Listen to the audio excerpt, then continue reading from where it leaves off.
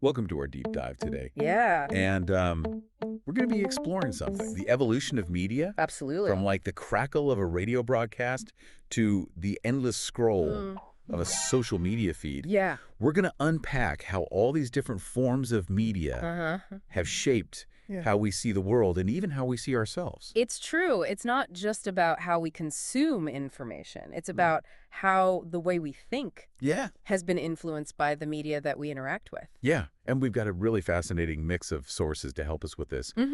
Some are research papers, others delve into media theory, and we even have some material in Slovak, Oh, very cool. adding a little international flavor I like it. to our exploration. It's very fitting because we're looking at how these ideas about media transcend cultures.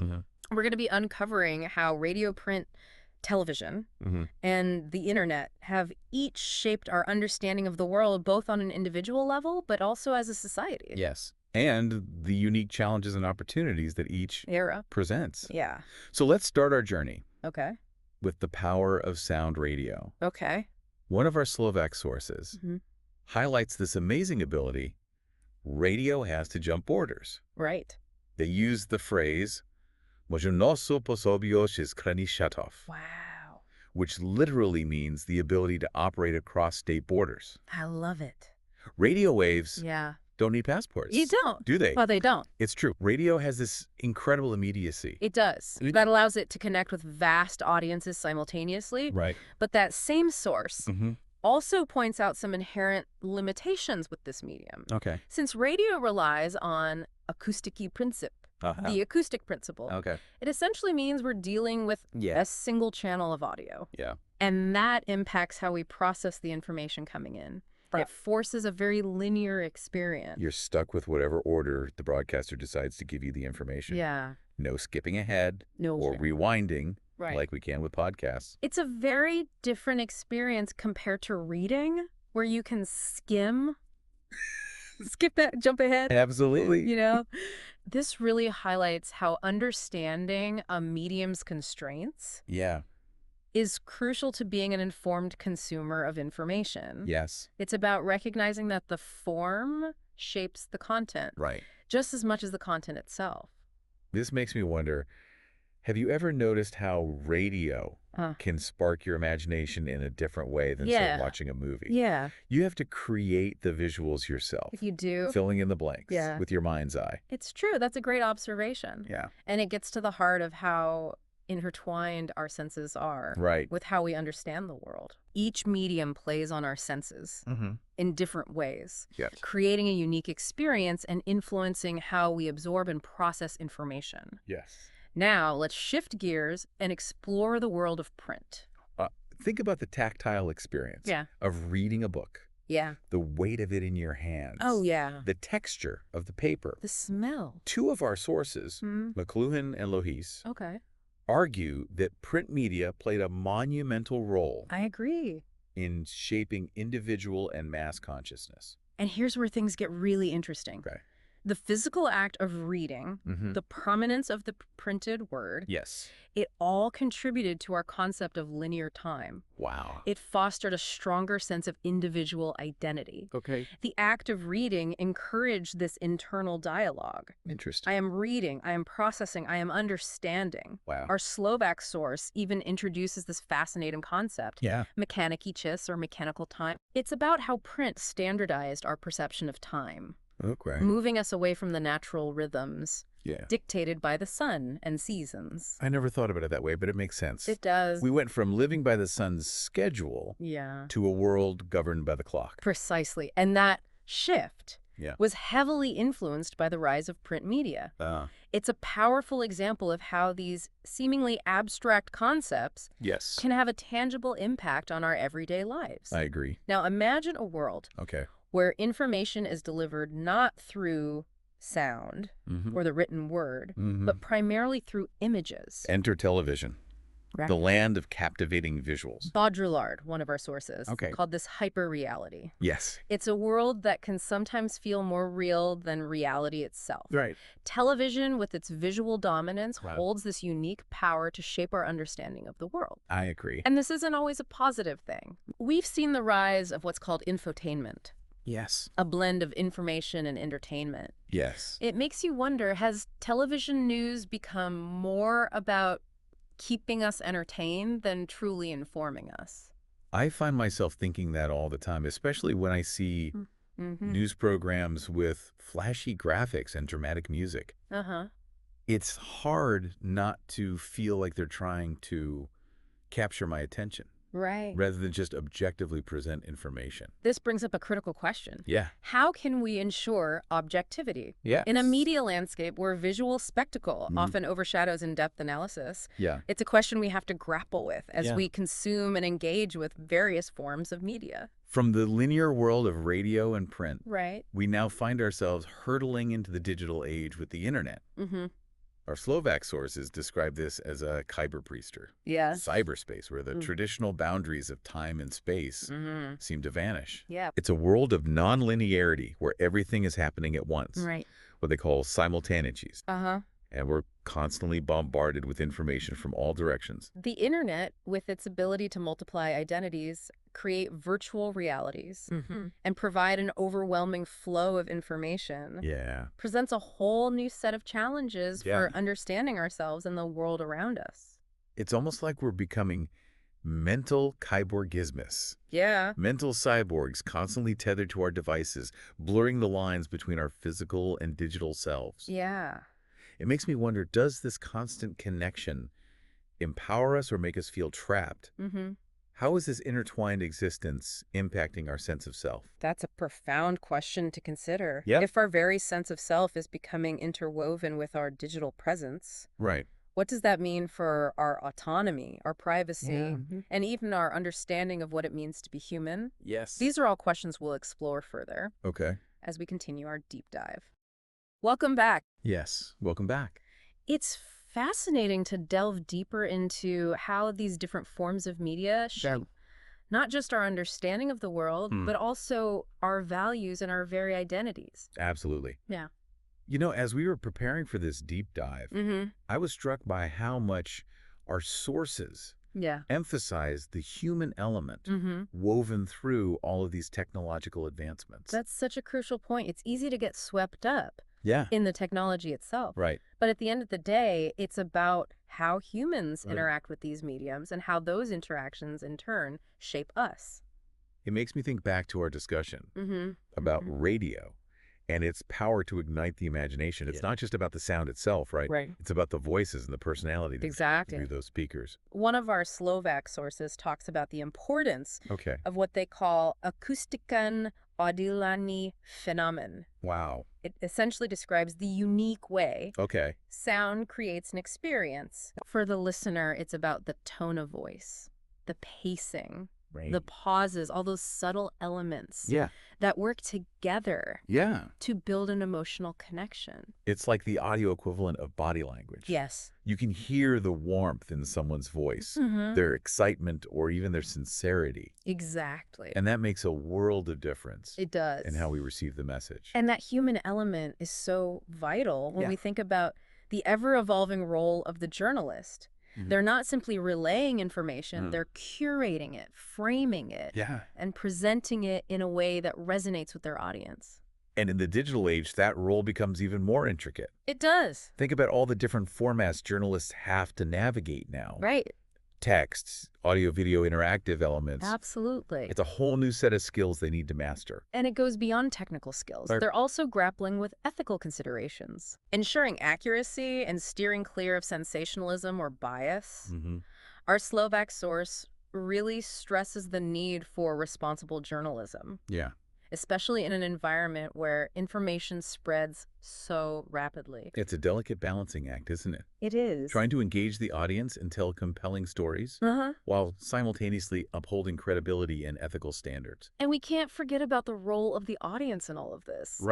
We're not just passive recipients of information anymore. Yeah, we have the power to choose. We do. What we consume, how we engage with it, and even how we contribute to the media landscape. And that's where things get really exciting, wouldn't you say? We're not just along for the ride. We're active participants in shaping the future of media. Think about the rise of citizen journalism, online communities, and independent media outlets. Yeah, it's changing the way information is produced and consumed. Right. Making it more democratic and accessible. Which brings us to another critical aspect. Okay. Highlighted in our sources, the sheer volume of information we're bombarded with in the digital age. It's information overload on steroids. Yes. And as Bauerlein's research pointed out, it can have a real impact on our ability to focus, think critically, and distinguish between what's true and what's not. It's like trying to drink from a fire hose. It is. There's so much information coming at us from all directions that it can be overwhelming to know what to trust, what deserves our attention, how to even begin processing it all. That's why honing those critical thinking skills is absolutely essential. Right. We need to be able to assess sources, identify biases, and filter out the noise. And we also have to be mindful of our own media consumption habits. Absolutely. Are we actively seeking out diverse perspectives? Yeah. Are we challenging our own assumptions? Right. Are we engaging in meaningful conversations about the information we encounter? Those are all excellent questions to reflect on because ultimately our individual choices contribute to the larger media ecosystem. Right. We have a role to play. Yes. In shaping the kind of media landscape we want to see. And we can demand better from the media we consume. Absolutely. We can push for more accuracy, more depth, more thoughtful analysis, and less sensationalism. It's about recognizing the power dynamics at play. Yes. And understanding how media can be used to influence, manipulate, or even control. And in turn, empowering ourselves to be informed, critical, and engaged consumers of information. That's the key to navigating this complex, ever-evolving media landscape. Absolutely. Well, this has been a tremendously insightful deep dive so far. It has. But there's still more to explore. Yes. In part 3, we'll shift our focus to some specific examples of how media has shaped our understanding of the world, from news broadcasts to documentaries. So stay tuned. Great. For more eye-opening insights. Welcome back. We've covered a lot of ground in our deep dive into the evolution of media. Yeah, we have. From the captivating power of sound and radio to the overwhelming flow of information in the digital age. It's true. Now it's time to get even more specific. And look at some real-world examples of how different forms of media have shaped our understanding of the world around us. One of our Slovak sources uses this phrase when talking about television. That I found really interesting.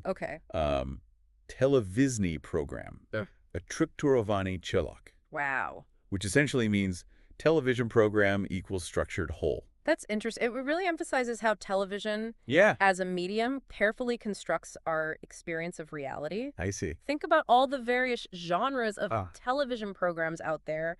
News documentaries, reality shows, dramas, sitcoms. They all present a specific version of reality. Shaping our perceptions and expectations. It's like if you spend all your time watching crime dramas, you might start to believe that the world is a far more dangerous place than it actually is. Right, or if you're constantly tuning into reality shows, you might get the impression that conflict and drama are the norm in everyday life. Right. And that's precisely where critical thinking comes into play. We need to be mindful of how these constructed realities can influence our understanding of the real world.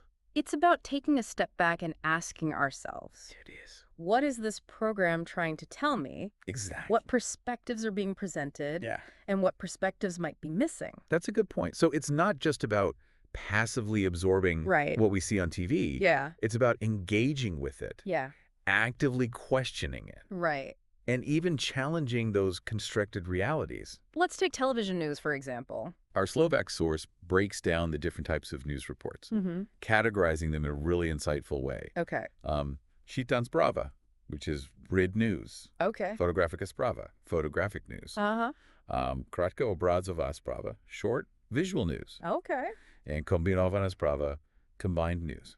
Wow, they've really dissected the anatomy of a news program. Makes you realize how much thought and strategy goes into constructing these broadcasts. And each type of report uses different techniques to convey information. Yes, from the straightforward delivery of facts in a read news report to the use of visuals and sound bites in a combined news report. Understanding these techniques, how they're used, and to what effect can help us become more discerning consumers of news. Absolutely. It's like becoming aware of those subtle cues. Yeah. Like how a news report might use emotionally charged language or dramatic music to try and influence our opinion on a particular topic. Or we might start to question why a certain story is given prominence while another is seemingly ignored. It's about developing that awareness of the choices that are being made in how information is presented to us. Who's making those choices and why? Another thing that stood out to me in our sources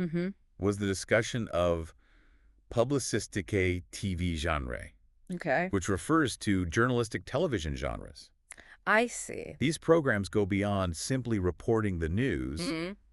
They analyze, explain, and offer different perspectives. Think of documentaries, investigative reports, or even talk shows. These can be incredibly valuable tools for helping us understand complex issues. They can expose us to different viewpoints, challenge our assumptions, and ultimately broaden our understanding of the world. But even with these genres, it's important to remember that they still present a constructed reality. Yeah, it's helpful to consider the potential biases or agendas the creators might have. It all comes back to being a critical consumer of information, asking questions, seeking out diverse perspectives, and forming our own informed opinions. This leads to another crucial point that was raised in our sources, the need for rigorous ethical standards in media, especially in journalism. One of our Slovak sources talks about the importance of novinárska etika, journalistic ethics. These are the core principles that should guide journalists in their work. Such as accuracy, impartiality, and fairness.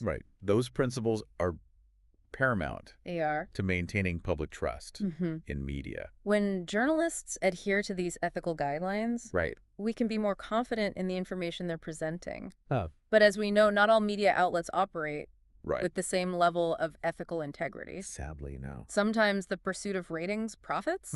Or even political agendas can overshadow that commitment to truth and accuracy. That's why it's so important for all of us as consumers of information to be aware of those potential biases and motivations behind the media we consume. We need to be critical thinkers.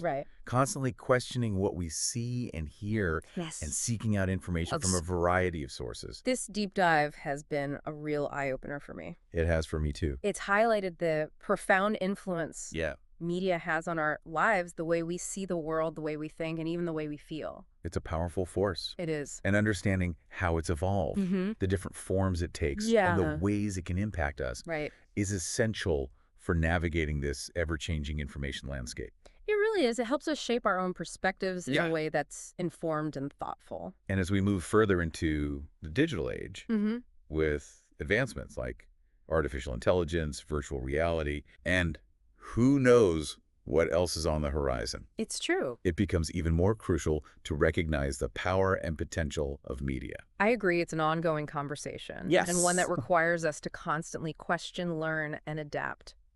So as we wrap up this deep dive into the world of media, what are some key takeaways for you?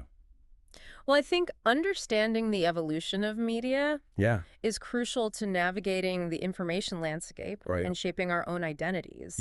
We hope this exploration has given you valuable insights and tools to navigate the complex media landscape. Absolutely. Remember to stay curious, critical, and engage with media in an active and thoughtful way. I agree. And keep exploring, keep learning, and keep asking questions. Exactly. That's how we can all contribute to creating a media landscape that's more informed, responsible, and enriching for everyone. Absolutely.